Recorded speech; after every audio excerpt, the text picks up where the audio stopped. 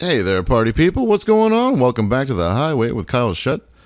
I am Kyle Shutt, and I'm still couch surfing. It's been going lovely.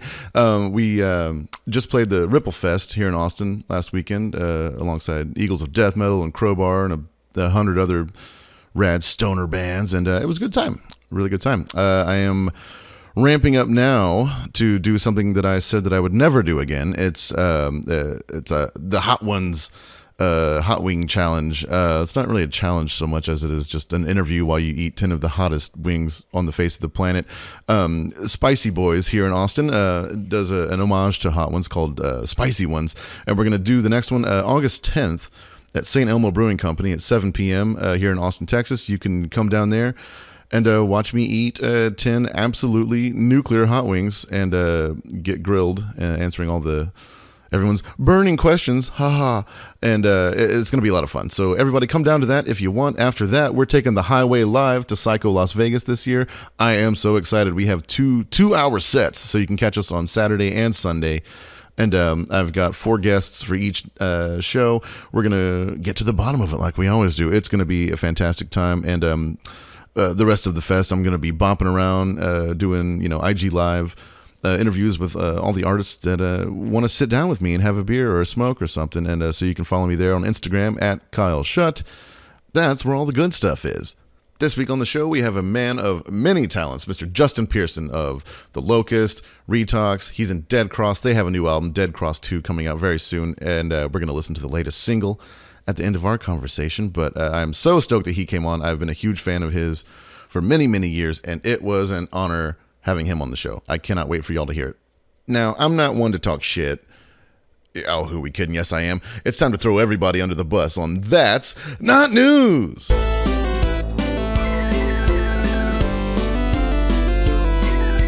All right, first up here, we got this hot slab of news.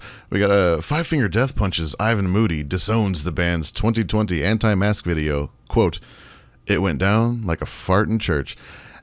Hey, I saw that coming, brother. I mean, like, hey, you make a song about whatever you want, all right? I don't care. But it seems like it's the people with the dumbest opinions about things are the ones that are just so vocal about it and shoving them down your throat. Anytime a band gets political, it's kind of eye-rolling, and I'm guilty of it too on this program. But dude, everyone knew that was going to go down the way that it did, so I don't see a reason to make a headline out of it because that's not news. Now, this next story is actually pretty heartbreaking, but I do have some issues with it. Buckethead asks fans for help after 10 of his guitars are stolen. That is a strange headline for many reasons, because if you click on it and you read the story, there's no story. All Buckethead says is that 10 of his most prized guitars were stolen and he'll never be able to replace them, and he desperately needs 2 new Les Paul Studios to do something. This is not news for one, and it would be if there was a story behind it. Who stole the guitars? Where were these guitars? Aren't these guitars insured? Doesn't Buckethead have like 300 Les Paul Customs? Nothing about this story makes any sense. The Buckethead, he's an absolutely ripping guitar player. I don't know that I would, choose his same fashion sense on stage, but there's meat on the bone here. It's just that they forgot to give us any of it, and so for that reason, that's not news. All right, now here's some weird clickbait bullshit. Corey Taylor on artists that don't listen to their own music. Quote, "You're just a fucking dickhead." That's a really stupid headline. And you know what? If you read this interview, I don't even think he has a point, man. It's just his quote is that how do you expect to go somewhere new if you don't listen to where you've been before?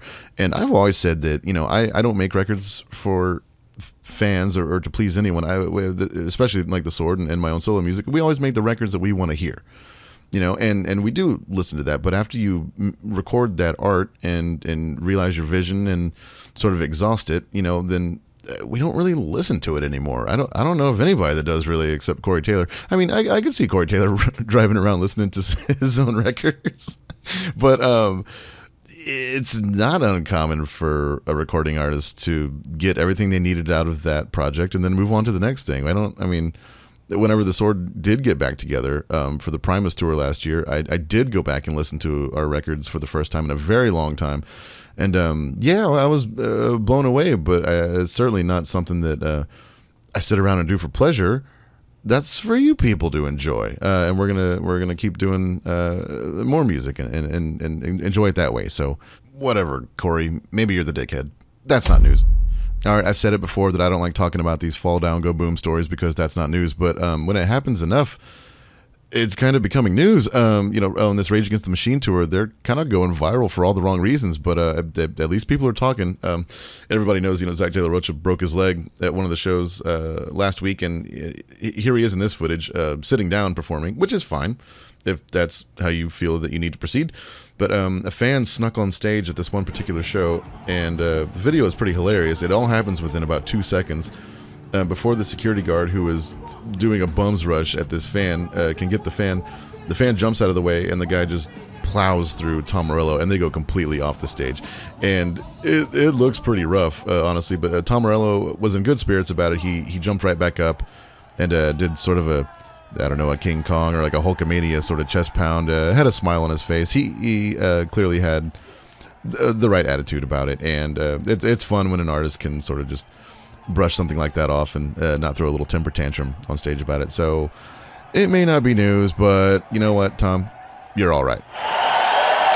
Now, I don't want to just sit here and trash everybody this week because there is some real news. Right here, we got one. Gwar think Adele might be a space alien in disguise.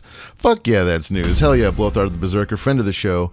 Gwar is awesome. They have a great new documentary out by the filmmaker named Scott Barber, and yours truly appears in it a couple of times, and I even have some music in it as well. It's called This Is Gwar. It's on Shudder, and it has a limited theatrical release across the country. So if you see it playing at your favorite local theater, please go check it out, or if you're on Shudder, check that out too. I'm sure it'll have a much wider distribution soon, but This Is Gwar. If you like Gwar and you want to cry, it's a great movie. It's an emotional roller coaster, and it is fantastic. Anything with Gwar in the headlines is news, so I will stand by that forever. If you enjoy the music of Barry Manilow, Liberace, or the Bee Gees, then you're going to hate Gwar. Their name is Gwar. Gwar, the band from hell. That band, Gwar, has got to be the raunchiest, most rotten band. They are the worst. Basically, they're barbarian interplanetary warriors who play heavy metal music and shoot various bodily fluids all over the audience. Gwar was a big, violent, sexual, theatrical rock show. It's performance art, but it's this performance art that doesn't take itself seriously. They were the scumdogs of the universe, banished to the shittiest planet they could come to. That's the thing? Your act has been described as obscene and disgusting. What do you say to that? Very accurate. What you're not seeing is what's going on behind that stage that's making this whole show work.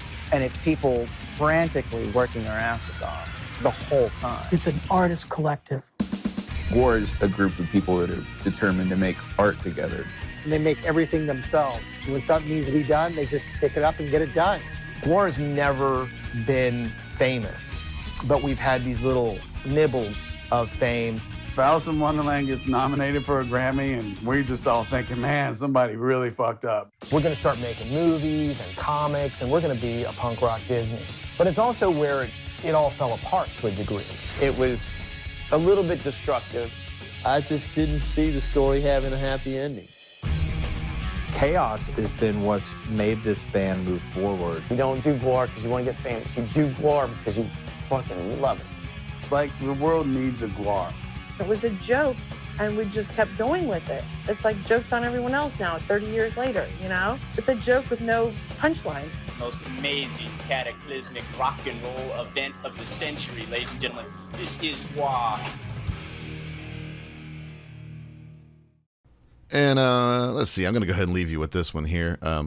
Ozzy Osbourne rejoined by Tony Iommi on new track about jacking it too much.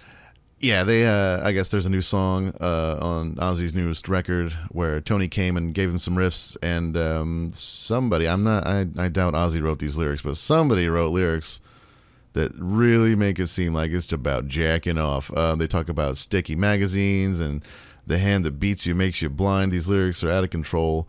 This isn't news. This is just sad. I don't know how to feel about this. I haven't heard the song. I didn't want to listen to it, so maybe I'm a little bit maybe it rips. I don't know, but and hey, I'm no stranger to cranking one out every now and again. But I'm not gonna write a song about it, especially at that age. That's just nothing that I needed to hear in my life, and that makes me sad. That is decidedly not news. All right, like I said earlier, we got Mr. Justin Pearson on the program. I cannot wait to get into that conversation. Before we hop in, I just wanted to remind everybody that if you want to help keep this show going along, you can find us at patreon.com/thehighway. For a few bucks a month, you can help me make sure that all my guitars have all 6 strings on them, help me keep my lights on, and you can even get yourself a shout-out on the show. Like Brian Jane and Taylor Ellis, thank y'all so much for your contributions to my crazy dreams. But no matter what you give, or where you get it, thank you so much for listening. It's time to do things my way. The Highway.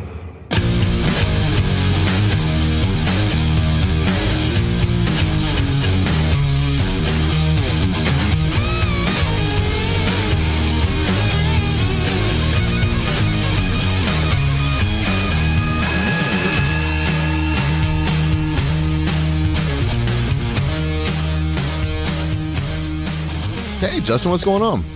Hi, sorry I'm a little bit late. No worries. You can be as late as you want. All right, I'll see you in a couple hours. Cool. Well, yeah, dude, thanks so much for coming on. I sincerely appreciate it. I'm really excited about the new Dead Cross album. It's just 2, right? Dead Cross 2?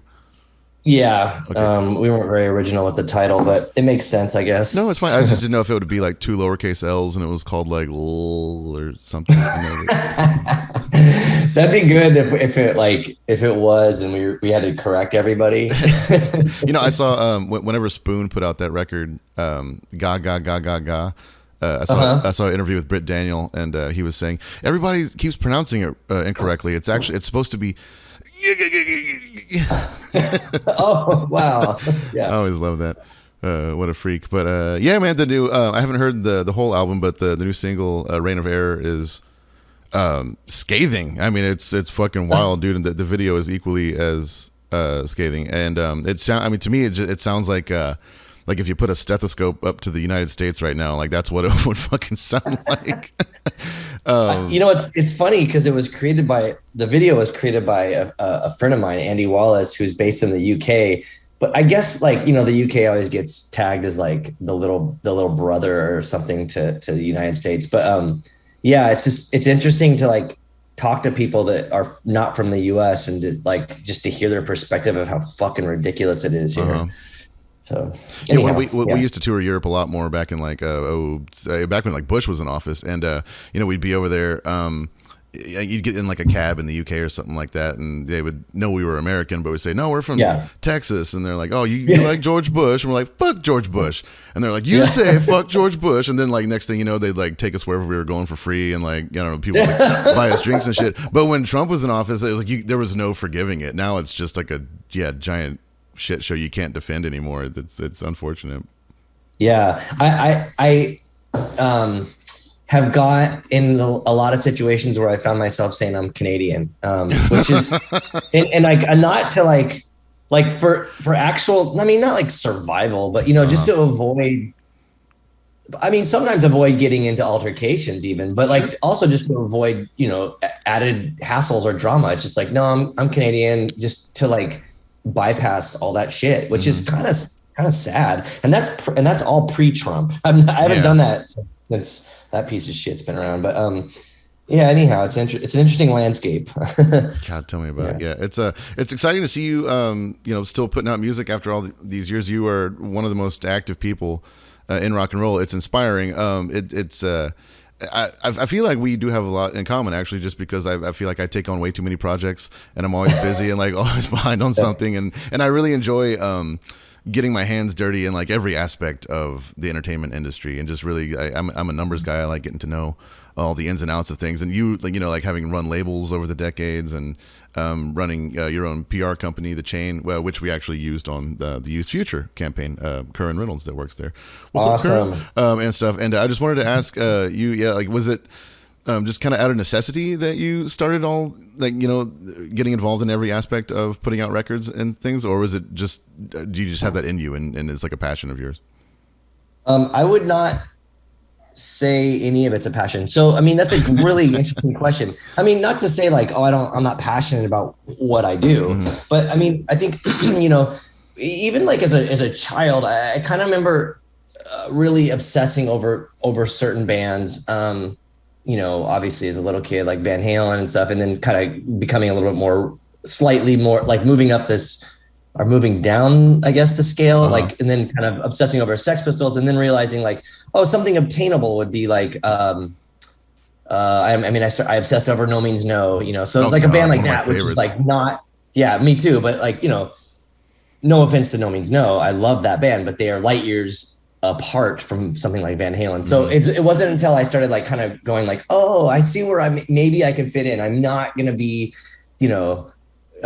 what's his name? Anthony Michael, or whatever. But like, and not that I could ever be Rob Wright from No Means No, but I feel like it was just, it was a more obtainable world. So it was kind of, I always really admired, musicians and artists, even like film and just like weirdo activism or something, I guess too. Like, when I was younger, I was obsessed with like just pranks and like weird shit. Also like, through the Sex Pistols, like discovering the Situationist and kind of getting into like the artistic side of subversive messaging and stuff. So anyhow, I was already, my passion is there, but then there was this gradual thing that happened. And I think a lot of it wasn't really understood until I could look back and put it into perspective or in like a retrospective light, because, I started playing music when I was 15 and I went on tour when I was 15 and then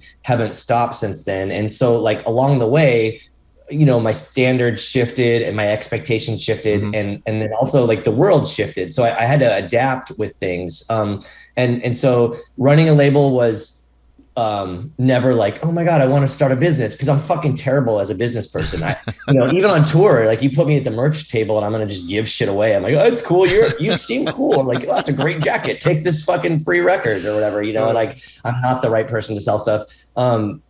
Or run a business. And with that being said, like, I don't want to freak out anyone on 31G. I don't do that with their shit. It's just usually myself. But I mean, fortunately, the people that help me with 31G or that are part of 31G really do make it work. But it was a necessity. It's at the start of it, because it was like, so Eric Allen from Unbroken, and who was also in Swing Kids, was the one that really pushed me to do a record label, because him and I were in Swing Kids and we had problems with the way that the Swing Kids 7-inch was released. It was just a lot of kind of miscommunication and like misunderstandings, and it was weird because we were a little bit disappointed and kind of just felt odd about it. So Eric was like, you should just start your own record label, and then like you could kind of like make sure everything works, or if it doesn't work, you can blame yourself, And I was like, oh yeah, that's a good idea. And so he was like, well, I have these Unbroken songs. You should release an Unbroken 7-inch and then reissue the Swing Kids 7-inch. And, with those two records, it was like kind of the start of like a legitimate label. People, were aware of the two bands and it sold well. So we kind of went from there or I went from there and then eventually had people work, with me with 31G. So it was kind of, it was a necessity. And even fast forwarding like fucking 30 years or something, doing PR, it was the same kind of thing. I mean, I knew Curran before, way before we started the chain. Retox toured with Today Is the Day when he was in the band, and we kind of became friends through that. And then I hired him as a publicist.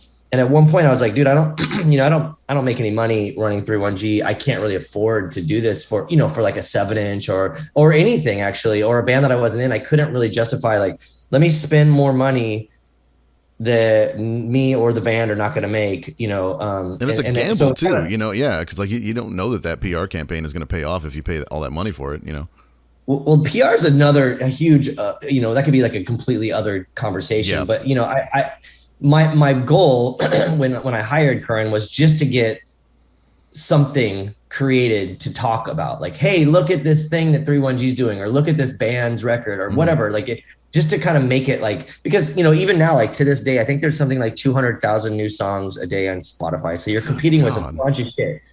And when I say shit, I mean, I'm talking, I mean, I'm not trying to be a dick, but like, dude, there's so much shit out there. Yeah. So the you know, so at one point I was like, you know, Current, I can't afford this. Can I just help you? Or like, maybe there's a way we could like combine forces. Because I think I not as a publicist, I feel like, oh, maybe I have a lot of reach because of my band stuff and the label stuff. Like I know a lot of these writers, you know, that are covering things, like maybe that could work. So that was kind of how him and I decided to start stuff. And then he really did help me, like teach me how to become a publicist. And I'm forever grateful for that. And it's definitely helped me. And so, you know, I use it for 31G to kind of, push things further. And like, you know, before that, it was very hard to kind of let people know what was going on. And now I know the ins and outs, but you're right. It doesn't translate to sales. So it you know, that's the thing that a lot of like a misperception is, you know, people will hire a publicist, you know, whatever level of, you know, if they hire one for, you know, $200 or $2,000 a month, you know, like those are legitimate numbers, but you kind of get what you get. But the thing is, like, no matter what you pay, you can't, you know, there are clients that are like, you know, artists that are like, we want, you know, to be in Pitchfork and we want to be in Rolling Stone, and, you know, we pay for that, you know, like, nah, it doesn't work like that, you know. But the thing is, like, I think it's just a tool for your band or your album or whatever to kind of just, it's like a thing it's like an advertising tool in a sense, and it doesn't necessarily translate to sales, especially if people are like, oh, what's this new band or this new record? I'm going to stream it. I mean, your streaming profits like 0.000001, you know, so it's more like, oh, this will help me, you know, get press or help me on tour or help me get a, you know, booking agent or on a better label or something. So I don't know. It's interesting to see that landscape and see what people's perception as artists are, or what their expectations are. Because for me, I just roll with everything with very, very low expectations, and I'm never let down because it's always going to be better than the lowest, you know, bar. So, yeah, totally. We always say, aim low, be high. That was gonna. I mean, it's true. It is crazy when people cruise around like expecting, like, you know, I don't know, whatever, like the world, you know, and you're just like, come on, man, you know, you can't really live like that. And that goes for any aspect in life, whatever you're doing. Like there's just a lot of assholes out there that think their shit doesn't stink. And I mean, you know, everyone's shit stinks to some extent. So there's that. And, you know, the best way still, I mean, even today, to, you know, make a name for yourself or your band or whatever you're trying to do is word of mouth. And that's something that y'all had just down back in the day. We'd be remiss if we didn't talk about the old 31G days, where the way I heard about y'all, the Locust and everything, was just going to record stores and seeing the vinyl that GSL, Gold Standard Laboratories, and 31G were putting out, because everything that y'all did looked so good. It was always like a crazy shape or a crazy color or like a very unique you know, size of record or whatever, you know, and it just jumped off the shelf at a time when vinyl was kind of in a dip, I guess. There was only like, you know, 2 places around the world that made records and stuff like that, and y'all always like stood out that way. I didn't hear about y'all like, you know, in magazines or MTV or whatever, you know. It was going to, I moved to Austin in like 2000, so I think I was 17, and you know, I would see, you know, like the big metal bands at the time were like, you know, like Cephalic Carnage, or, you know, Mastodon was kind of coming around then and stuff like that. But that was all like, the Relapse records was a whole different kind of metal or extreme music, I suppose. And y'all were like y'all were just the cool kids. There's no other way to put it. Like, you know, when there was bands like Lightning Bolt and the Locust and Albatross and even like Daughters coming out of that scene. It was always a trip to see y'all like come through Austin. I feel like every band back in those days came through Austin, and it was always kind of like an oasis for touring bands from like California or Providence or New York or whatever. And I wanted to ask you, because I remember seeing the Locust back in like, you know, 2000, 2001. There was, you know, probably like 200, 250 people there, and then watching y'all all grow to the point where you're selling out outside emos with 1,000 people there. I just kind of wanted to ask you, like, what your perception was on Austin in the 90s and touring through here, and how different it was from other places. That's a really good question. I mean, Austin is a sort of anomaly in itself. Like it was always very, welcoming and I don't know I don't want to say like, I hate the word successful but every time we get to Austin, you're like, you knew the show was going to go off, you knew it was going to be awesome. I think because there are legitimate weirdos and there is a sort of standard of creativity that exists there. And it's kind of interesting because there's a lot of times where people will bring up like San Diego, which I'm not comparing Austin to San Diego, but San Diego is an interesting place because it's sort of outside of Los Angeles and we don't have all of the nice venues and like sort of like platform for creativity. Like it's very conservative and it's very focused on tourism or whatever. So in San Diego, we were forced to just kind of use our resources and create something from nothing. And I think that's an interesting thing. Like, cause you also referenced like, Providence and stuff, which I think is a very similar kind of city. Maybe Providence is like a mix of San Diego and Austin. But, when you get to Austin, it was like, you have all these weirdos, maybe because you guys are stuck in the middle of like garbage, no offense to the rest of Texas. You're not wrong. It's like, just, there's some fucked up shit. I mean, even in Austin was crazy. I remember like when the Locust would go through there and we would tour with having Planned Parenthood table our shows.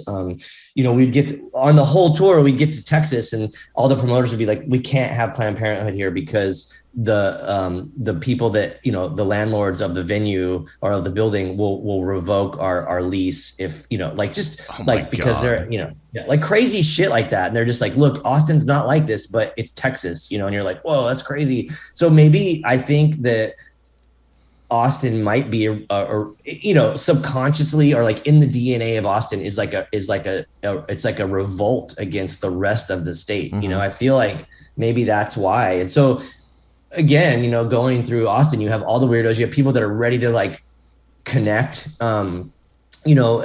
artistically or even like, I don't know, like, however, like just weird energy, like, let's just share this weird energy because we're all on the same level of something, I don't know, activist or artist or whatever we are, and like, that was always like the kind of nice place to get to, especially, when you're going from one coast to the other, you're like, oh, when we get to Austin, it's going to be awesome. And it always was. I mean, I don't think there's like a show where I'm like, oh, Austin was terrible on that tour. It's always been awesome. Always. So did you ever get pulled over or anything and like cops like find your like Locust costumes and like, get like grilled about it or anything like that? No, I mean, anytime anyone discovered the Locust uniforms, they fucking stunk really bad. And I think it was just like there were times where we would get pulled over, but usually, I don't know. I mean, it was so crazy looking at the van and how it was packed. And like, there's 6 of us in there with all this shit. And like, we had a lot of gear and merch and stuff. And so I think it was, even when we go like into Canada and stuff and, you see people getting their vehicles just emptied, there was times where they'd pull us over, they'd open the van and be like, what the actual fuck are you guys doing? Like with this much shit in here. And then, they'd pull a couple things out and then, they would get to the uniforms and be like, we're done. Like, I'm not touching that. Because there were times where they're like, hey, can you come back here and put this gross shit back in your vehicle? We're not touching it or whatever, So, I mean, it never got to the point to where like someone's like, what the fuck is this outfit? You look, they never like really saw what we looked like. They just saw it hanging on a hanger in the back of the van, crammed in there with a bunch of gear. And they're just like, this thing stinks. Or like, it's still wet or like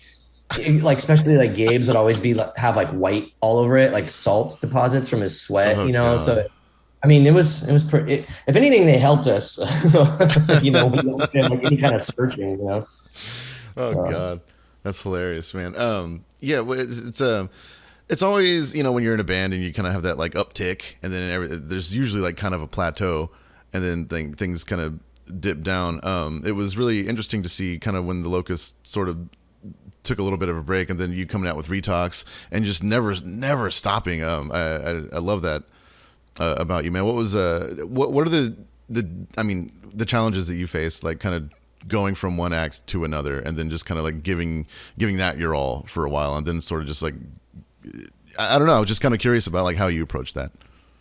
Well, I don't really have a choice. The thing that's kind of interesting when you look at people that are musicians or artists and they create stuff like I'm trying to think of an example. You have someone who's in a band and they're this person from this one band forever, and that's them. That's their identity. You know them, and that's cool and stuff. But for me, with the Locust, I think kind of early on. I mean, even when the Locust started, I was still kind of in Swing Kids, and Swing Kids was kind of a part-time thing because our drummer moved to the Bay Area and stuff. So it was like, oh, I'll just start this other project.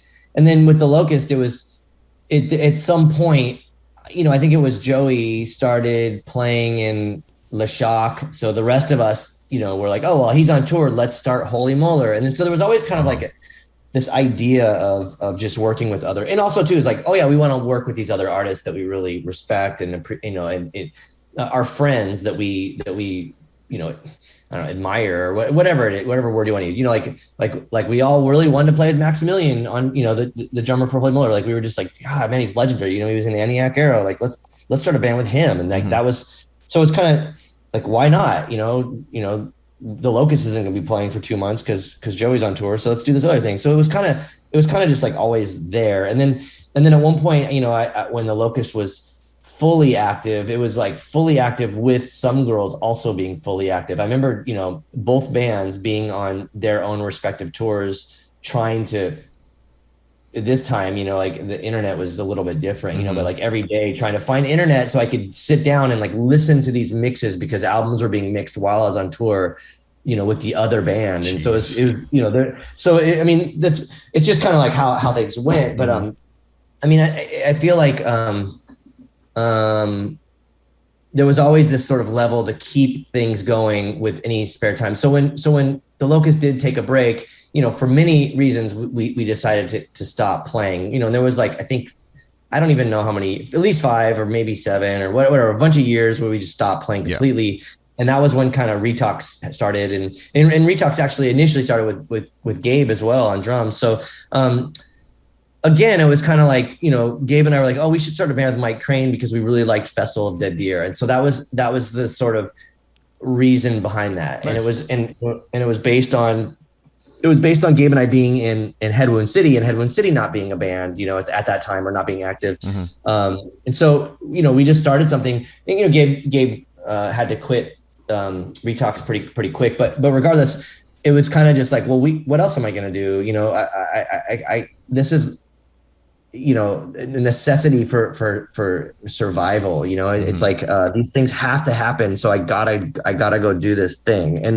And it was like, it was very challenging and very humbling to go on tour and have people just fucking hate you again. And you're like, oh man, we're losing, hundreds of dollars every day on tour, or thousands of dollars, whatever. I don't know how, probably hundreds only, but, like still losing money every day. Yeah.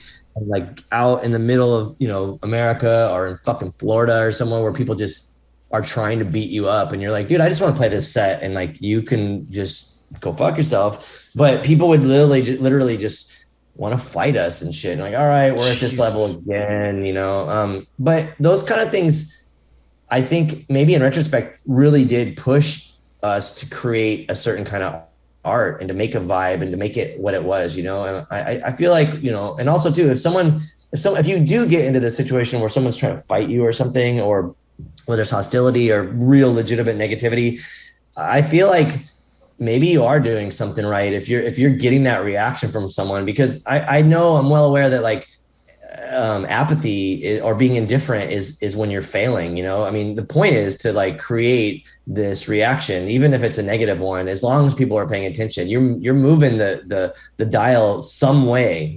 There is movement, because stagnation is where things start failing and becoming monotonous or boring or whatever. And so there's never been like a real legitimate dull moment. For me, it's just, there's a lot of depressing moments, but never a dull one. So there's that. Yeah, I know that all too well. But it seems like once Dead Cross popped up. God, when was your first single? Like 2018, 2019 maybe. For the first record came out, I think, in 2017. Oh, or okay, 16. yeah, because I saw y'all when you I don't came know. through at Emos. Yeah. When Mike pulled that little redheaded kid on stage, that was really weird. Yeah, that's so cool. Yeah. That was creepy as fuck. Could you imagine being that kid though? Like I know. that'd be so. Not that I want to like give ourselves any kind of credit where it's not due, but like I feel like if I was that kid and got dragged up on stage, it would project my life into a direction that definitely was needed to go into. You know, I mean, I always talk about this too. Like when I was 12, I met the Cramps, and that was the life-changing thing, you know. And it was fucking cool, man. Yeah, and they were still like they were still legit. It was like pre-Epitaphs, you know, kind of like, you know, whatever. It was like when they were still rad. Like Candy Del Mar's on bass. Like it was sick, and I met them, and it was the way they treated me as a 12-year-old, especially when I had terrible parenting. I was no offense to my mom, but it was pretty bad at that point. And anyhow, it was like really, really awesome to meet them, and I feel like it changed my life. So when I see, you know, when I would see Patton, which he did it a lot, you know, brought kids up on stage and like let them like fuck around in front of people and like, you know, I don't even know, they dance around or like whatever he would do, like all of his kind of like goofy shit was pretty rad. And I think those kids are our future, and let's just hope that they gravitate towards like all the weird shit we're into, you know, and hopefully that's it. So yeah, but it's great to see like y'all come together. I mean, I hate to call it a super group because super groups usually tend to suck, but Dead Cross is fucking rules, man. What's it like playing in a band with Dave Lombardo? It's such a funny question. I always get asked that. I'm sorry, I have to. No.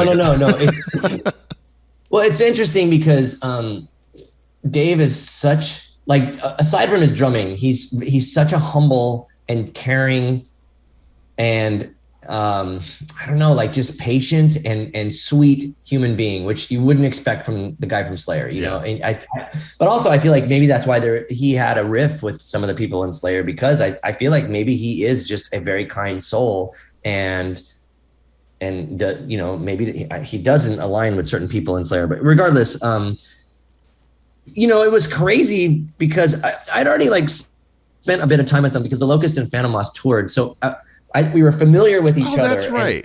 I totally spaced on that. No, yeah, but so when we got in the studio, because we got in the studio to work on someone else's record together, and this was and in the studio is when we ended up putting Dead Cross together, because he needed a band really quick in 12 days to play a show. So like me and him and Mike Kramer were like, oh, let's put a band together, and then we farted something out. But it was surreal to be in a room with someone like that and to play music. But with that being said, it wasn't like the door opened and you were just like, oh my God, I'm playing with Dave Lombardo. It was kind of just this gradual, you know, kind of mind fuck of like, whoa, shit, like we're gonna go do this thing, and then the thing like evolves into the next thing and the next thing, and then you're like, okay, we're in a band together. This is really bizarre. But it wasn't like you know, someone randomly called me, I don't know, like, or Dave didn't randomly call me like, hey, let's start a band. You know, there was never like that moment where I'm like, what the fuck? So, you know, but it was always a trip to kind of sit there in a very close room, a small room, in a very close proximity, and like, and not only share that energy and like sort of musical telepathy, but to kind of, his nuances were just, they're very smooth and beautiful and elegant, and just to go like, oh, there's that Slayer ride, and like there, you know, and just his impeccable, you know, double kick work and stuff. It was always very, I don't know, like I don't want to say the wrong word because my mind is so strange, but like it just was a very, I will say listening to his drum beats and seeing him play was very beautiful and elegant. And I don't mean that I don't want to discredit like his sheer brutality and intensity, you know, because that exists. Mm-hmm. But for me, up to that point, I was so used to sitting right next to Gabe Serbian and having it just be constantly fucking brutal and weird and technical and jagged and angular. And then there was like, and so like working with Dave, there was like this sort of smoothness to it, and it was really, really interesting. I think those two drummers are two of my favorite all-time drummers, and they had love and admiration for each other, which I think they both should should have had.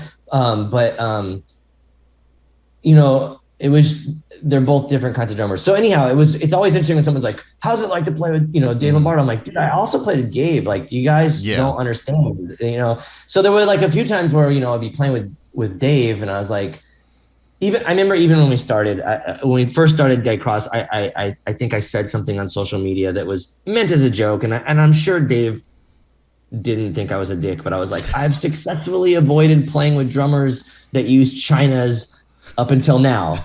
And this is the perfect exception, you know, like, I just think China cymbals are whack. But Dave, you know, it's part of his kit and his setup and his sound, and it makes fucking total sense. Like, if Gabe would have had a China, we would have just been like, nah, this is weird. Like, don't do that, you know? But, I don't know. It is wild to play with Dave. He's just such a sincere person. And I think that translates in his enthusiasm and his playing. And it is fucking crazy to go see him play. I remember like when he joined Suicidal, I went and saw Suicidal, and it was really, really wild because like in Phantomos, I got to watch him play, but I was also sort of obsessing over the whole band and also not going like, I'm also in a band with this guy. Wow. You know, so going to see my friend play, you know, my now bandmate play with another band, I really fixated on his drumming because I don't really get to see that in Dead Cross. I mean, I get to see it. It's there. It's happening. We connect. We look at each other. I'm vibing off of his drumming, but I don't really get to study it and like really see the nuances and appreciate it as a spectator. And so when I would go, I remember when I went and saw him playing Suicidal, I was just like, motherfucker, this guy is insane. Like you know, it blew my mind. And then going to see him playing in the Misfits changed the game entirely because no offense to the Misfits drummers, but they've not had the best drummers. Hearing him playing the Misfits, I was just like, man, now I see why Glenn got this guy to play drums because it sounds fucking impeccable. And like, yeah, those aren't like the most technical drum beats, you know, in the Misfits, but it was the delivery and the stamina and like the fact that it was just so, again, precise and elegant and fucking just beautifully powerful and ripping. And so it was cool to see that. And then, you know, again, reflect back and be like, I'm in a fucking band with that dude. That shit's sick, you know? So it is kind of weird because when I get asked that question, which happens a lot, I really feel like someone's kind of asking it in like a fanboy kind of way, and I'm like, no, but we're friends, you know. No, I completely understand that. Thank you for elaborating, man. I had to know. yeah I mean, I trip out on all kinds of shit. Like everybody that I work with, I'm like, what the fuck, we're doing something together, this is crazy. And like it's cool to experience those things, you know. It's cool to really get to see that side of someone, that personal side. I mean, it is like, I mean, granted, you're just playing music and stuff, but you are sharing something very emotional and very personal most of the time. And it's cool to be able to connect with other people like that. And I think maybe that made me a better artist, or definitely made me a better human. I really appreciate the fact that I can navigate working with different kinds of people. I think that's really important for myself. That's fucking awesome, man. And thank you so much for sharing your time with us too, and shedding some light on that. I like I said, been a big fan for a long time, and I sincerely appreciate you taking the time to sit down with us today. Of course, man. Of course. Thank you. I have to say, I appreciate anyone giving the shit to talk to me, giving a shit to talk to me or like find what I'm doing interesting. I really do appreciate that because not everybody gets that. And I'm grateful for that part. Yeah, absolutely, man. And I always ask if anybody wants to play a song off the new record. I know I haven't. You've only released the one song so far, so we can play "Reign of Error" if you want, or I don't know if you had another when does track this, on the album. When does this air? I when can drop this next week or in the next week or two. Then you're gonna have to play "Reign of Error." Unfortunately, I would love to give you a different song. I mean, no offense to "Reign of Error," but there are better songs. In my opinion, there are better songs in the album, but those aren't the one. But yeah, I just feel like, it's not my place to give out other tracks. But play "Reign of Error," and if people love it, great. And if people hate it, that's also great. People hate it, they can kiss my ass. Well, there's been a ton of negativity online in the critics. I use critics with air quotes. Commenting on our video mainly, but also on the song and luckily they don't really bring me through the gutters too much. Mainly Mike Crane. he gets a lot of shit. Actually, everybody except me gets shit on for the most part, which is great. I welcome people shitting on me. It's fine. If you got to do it, you got to do it. But yeah, I think we can push that song, and then when the next single comes out, people can talk shit about that one. Sounds great. We're gonna play it right now, man. Justin, thank you so much. Thank you so much. I really appreciate it. Yep. Talk to you next time. Okay, take care.